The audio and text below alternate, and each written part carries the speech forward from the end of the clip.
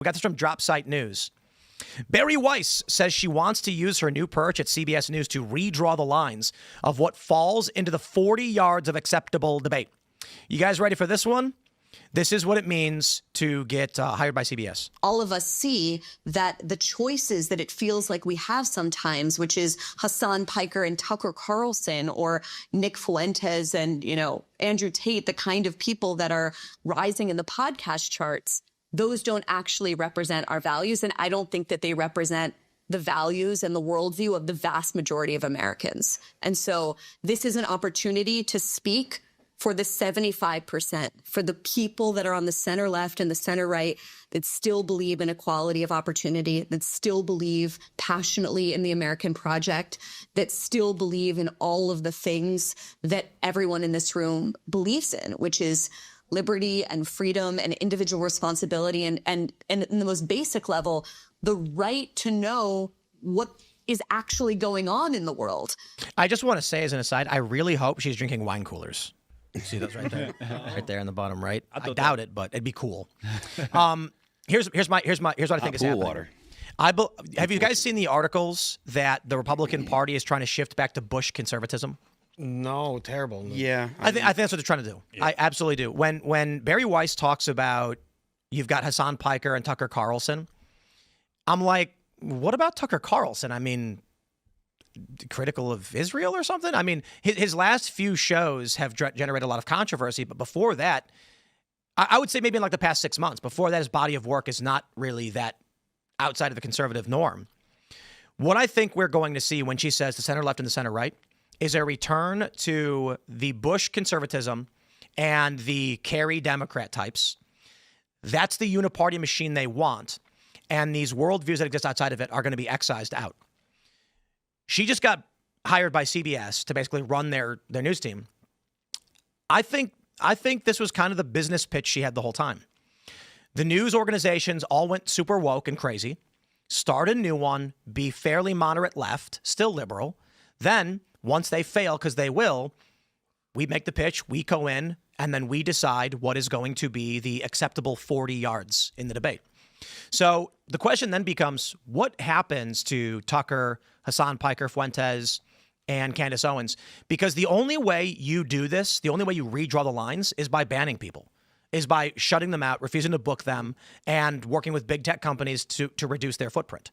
Because if people are on YouTube and they're getting promoted, that means your only option is to go to YouTube and say, stop promoting them. Yeah. Well, here's the issue. She's Jewish, so her IQ is just way too damn high. Okay, that's the first problem. The majority of people in America can't read, okay? They can't read. There's an article about like, like 85% of Americans can't read past like a 5th grade level. They can read a little bit, but like reading comprehension. Yeah, somebody look up and tell me what the stats are, what like grade level they can read past, right? So the issue is you have somebody like Candace Owens who can't read past the 5th grade level herself, right? So she's going to relate to the 5th graders, the grown 5th graders in the world herself, right? Now, you bring somebody like Alan Dershowitz and Dana Loesch, they start talking. I'm enjoying myself because they're intellectual people. I want to hear intellectual thought, but they're talking way over the head of the average American. So they're going to turn that off and they'll say, where's some sensationalism? Where's some small brain content that I can actually understand? That's the issue with the world today. I mean, there's a reason why the View is such a big deal. Only 14% of Americans have a reading comprehension level 9th grade and above. Yeah. Boom. Wow. Well, it's like Baltimore kids can't read, they come out my not God. Literate. Totally. This is where we're at as a country. So this is why Trump does so well, because he talks within that vocabulary. That's right, of course. Anybody who talks within that vocabulary or is dealing in small brain content, sensationalism, tabloid stuff, that's what the hoi polloi want to listen to because they can understand it. They don't want to hear me talk about cipher mining and how that's the next big stock to blow up. This establishmentarianism. To your point, like this is something that we talk about, around the table a lot. Like, no one cares how the sausage is made in D.C., right? No one cares about the process. They want to see results. They want something that actually hits them emotionally and satisfies whatever it is. I got it. They want to see Macron's sausage. That's just the fact. No, I figured it out. Perhaps. I figured it out, guys. We're doing this all wrong with the Culture War debate show. Okay. Let's just Octagon, baby. There you go. Just liberal versus conservative MMA. Ooh. Like, guys, nobody cares what you think. We all know, we all agree with the conservative, you all agree with the liberals. They're going to box. Just let them fight. We were Let talking him- about that let today him with duke it out. Andrew and Mark. Fight Club. Fight club, yeah. political fight club. Yeah. I mean, I know people do this. You got to do it like the chess, right? You debate 1 round, 1 minute round, and then you hop in the octagon for a minute, and then you come back and debate, and then you fight. You I got to be honest. I think like the liberals will just get absolutely destroyed more than likely. because like people who work out tend to be right leaning just because they understand the value of hard work. But gays work out too, so Yeah, but- you get one of those gay guys. You know, gays got superpowers. So But I don't think the majority of gay people. I'm sorry, the majority of gay people are definitely left leaning, but I don't think a strong majority as much as it used to be. Right. Because you've got Brandon Strzok, you got Scott Pressler, you got a bunch of gay dudes on the right. yeah.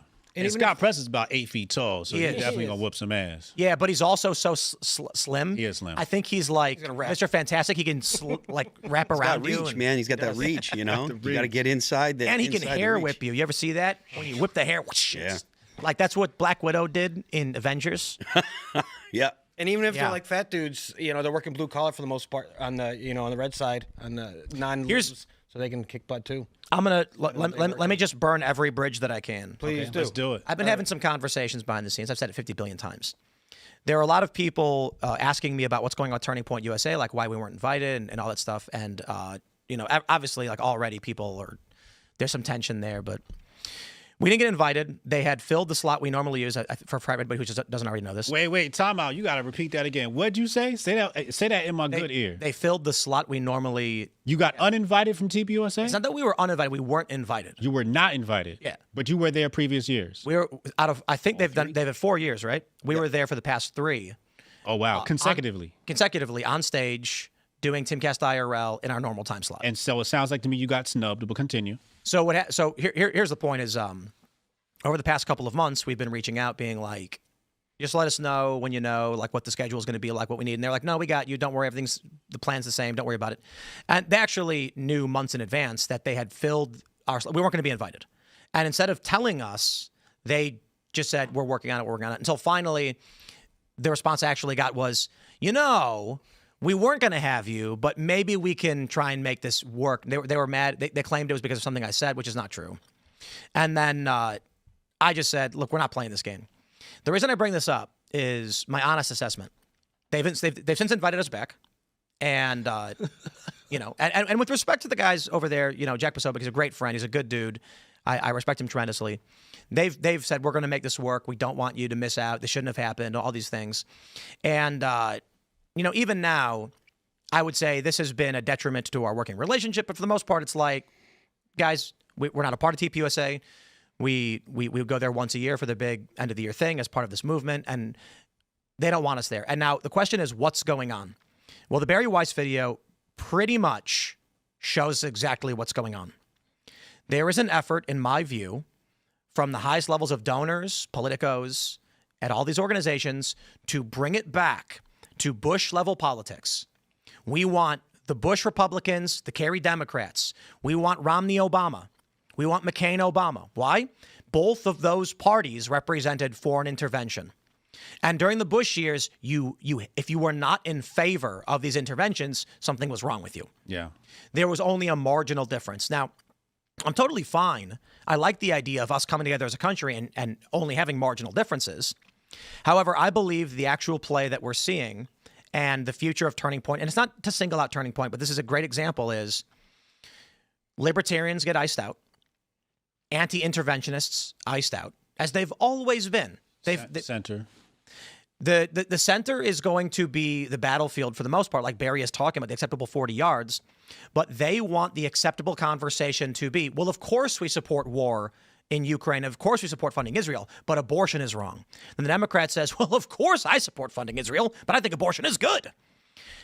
They need to isolate the voices that are either populist right or populist left and bring back that uniparty. And I think that's where the money is going to be going. So again, behind the scenes, I'm talking to people, and I don't want to spill the beans on anyone's private business, but let me just say there are several examples outside of us not being there, of where it very much seems like this is the case, particularly with Turning Point. A great example is, of course, Candace leaking those messages where there was animosity over whether or not Tucker Carlson should be invited back, but he's too big. You can't just remove him. And I will also add this, the funniest thing. I think I've had 3 reporters reach out to our PR team being like, we want to talk to Tim about what's going on with the rift on the right. And they know way more about this than I do. They're calling and saying, what do you think's going on? And then they're telling me, here's what we know and here's what we've heard. Can you confirm this? And I'm like, I did not know that. I can't confirm that. But that's crazy. Where are you hearing that? And it's crazier than we realize. Basically, it sounds like powerful donors, pro-Israel, Democrat and Republican. They don't like the anti-Zionist right, the anti-interventionist right, the libertarian right. They want the Republican Party to be suit-wearing, neoconservative, and they want the Democratic Party to be suit-wearing neoliberal, and they want the Hasan Pikers and Tucker Carlsons gone. And it's exactly what Barry is telling us. Wow. Was that during your secret Illuminati meeting that you just... No, I'm not invited to those. Didn't you hear anything? They kicked me out. This is a disgrace. Ladies and gentlemen at home, I'm here to tell you, ask yourself, when was the last time you read a book, a nonfiction book? Ask yourself, honestly. And I'm going to take this opportunity to tell you, here's a really difficult book to read. Mine, Brian Sharp. Go get The Patriot Report on Amazon, Unmasking the Conspiracy of Money and War. The Patriot Report, Unmasking the Conspiracy of Money and War. If you can read that, it is not written at a 9th grade level. But if you can read that, you got to give yourself a pat on the back. We've got to get people, make America read again. Make America read again. See all these books? You see all these books there? Look at all these books. You see all those books? I read them all. I've not read a single one. Oh. You haven't read a single one? Not a single one. You are a liar. I've not read a single one of these You didn't books. read the Scott Horton one enough already? I read that one. Is it good? Oh, it's amazing. Oh. That's a good book, yeah. What else? I got no time for reading books, but I do read a lot of articles. But you've read, you're not... Like, but it also you includes can academic read articles. past a 9th grade level. Yeah. Like, you don't need practice reading. You've read enough in your lifetime to get to the point where you are, where you have a lot of information. I will say this. And you read 1 million articles a day. I read about 80% of what I read per day is news articles, and then the other 20 is going to be academic or like court documents. Right. And But that's I'm not- real good reading. You know, I'm actually anti-book. Okay. Anti-book. I'm not mad at that. I think that the issue that I take is that you should read. You should read a lot. Books, however, while they're great, and I'm not literally anti-book, I'm just kind of being, No, I'm with you. I'm following. is that a lot of the information in these books will eventually become outdated, right. particularly around, especially science, but also around our understanding of certain events if new information comes to light. And if you rely on a book that's even a few years old, it may be lacking context. Maybe a whistleblower comes out and says something. So, even for Scott Horton's book, if new information comes out about October 7th or just about Israel in general, it may actually make the book somewhat obsolete. Yeah. You read it and then you think you're reading something that's correct, but it's already outdated. Right. So the challenge is then reading nothing but the news will make you very stupid. Correct. To be fair, if you read all of the news, it's an uncanny valley, right? If you read no news, you're pretty good. If you read just enough, you fall into the uncanny valley of retardation. Mm-hmm. But then if you read all of it, you can now see where they're lying and then start breaking it down. So basically, I read like 3 or 4 articles per story. Like this is what I heard today. I heard Candace Owens was canceling her show because she was lying low due to death threats. And I was like, I'm going to need a source on that one. Mm-hmm. And then, of course, it's just the interpretation. Her post actually was just, she didn't say it, but it was Thanksgiving. You know what I mean? Yeah, I like to go left, right, center. Or if I want to know U.S. is dirt, I'm going to go and read a Chinese or a Russian source, right? If I want to know Russia's dirt, I'll check the USA. So you always go to somebody's enemy and check it out, right? But you said academic. When you said you read an academic work, what academic work are you referring to? Usually the academic stuff I'm reading is either going to be science related, and this is particularly around like the gender ideology stuff, and this is more so in the last year. We haven't really talked about this stuff recently, and then historical articles. Okay. So. And there's one historical subject I know I'm reading about. Is it the Jews? No. Oh, U.S. liberty. That's all I read about. Every day I'm just reading nothing but... No, it's Civil War stuff. Yeah. Revolution, Civil War, conflict, crisis. And so I'll read like... There's a challenge too with these academic articles in that they're... These academics, dude. I'm going to tell you the problem with academics and with journalists. Mm-hmm. Academics use overly verbose language for no reason but to sound smart. Correct. And journalists write fantasy novels of their stories because they really wanted to be a novelist but instead got a job at Rolling Stone. And so what happens is you pull up an article, like an academic article, And instead of saying something that's just like, yo, does boy think he a girl? And I could be like, I get that. It'll be like, the male of the species often encounters a quite difficult assumption in its regulatory identification processes. And I'm like, shut up. And then the journalists, instead of writing, Bari Weiss says she wants to create a new acceptable Overton window, it will say, it was a cold day. The AC dropped low. I entered the convention. There on stage, I saw her, glistening. Bari Weiss. Her mouth opened as the words came out. A new 40 yards. But what does it mean? And I'm like, shut up, shut up, shut up. I'm not writing I don't want to read your novel. In the this Bari Weiss is in the shadows. They're really concerned about Tim Civil War, so they're trying to get rid of the fringe and the French. They want to bring everyone to the middle again. So they maybe, you know. But that's why I said I can respect. I respect a lot of it. It's like, you know, there should be a reasonable debate in this country, but this uniparty view has always excised those who are critical of the war machine. So when we ask why we gave Ukraine $250 billion and we can't, I don't know, fix our roads or pay for healthcare or whatever, they don't want that conversation. They want liberal economic order. So you look at what Donald Trump's been doing recently, and it looks like even Trump's on board with maybe there was they got the call, and the call was, by all means, maybe it was we have to support Israel because of our interests in the Middle East, and with Israel, we have to push back on China. We can't let them win. But I think it's largely this country is being ripped apart at the seams. It's escalating dramatically. Yeah. Left and right are fighting. Maybe the reason YouTube props up Candace Owens is because she's got left and right unified over a new invisible enemy, the French. Definitely. And France isn't what it used to be, you know. But yeah, I mean, I don't know. I don't know for sure what the goal is of the Bushites and stuff, but I do think that the establishment wants to push back against MAGA as much as they can. Yes, You absolutely. know, they want to see a return to the days of the safe Republican, and I don't think that there's enough people in the United States that support that, because even people that look at Candace Owens or Nick Fuentes and say that's too extreme for me, they're not saying, "Oh, bring back Mitt Romney." Right. You know, those people are long gone. They look at, you know, the things that people like Mitt Romney attempted and see their consistent failure, and they say that's not good enough for me. Even Donald Trump, who's done more than most other conservatives in the past 40 years or so, they look at Donald Trump and they say there's a lot of things that I still want him to do that he hasn't done.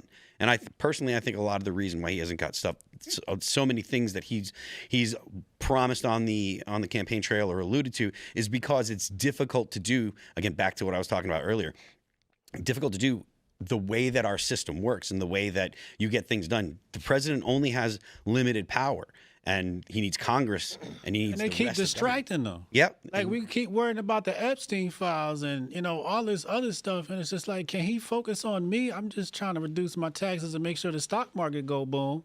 And you over here talking about, you know, Jeffrey Epstein files. You're not getting the files. Let it go. That's the exact thing that I constantly say. Cash Patel left them in Mumbai, okay?